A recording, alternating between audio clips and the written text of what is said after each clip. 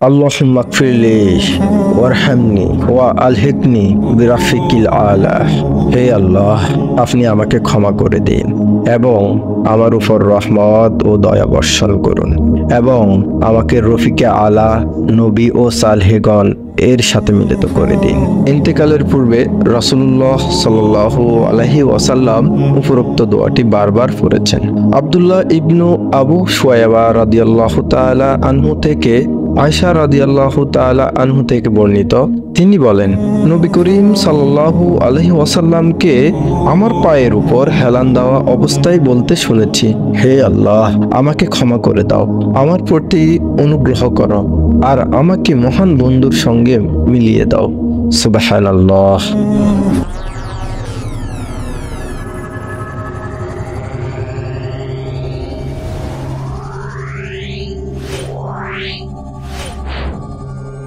Yeah.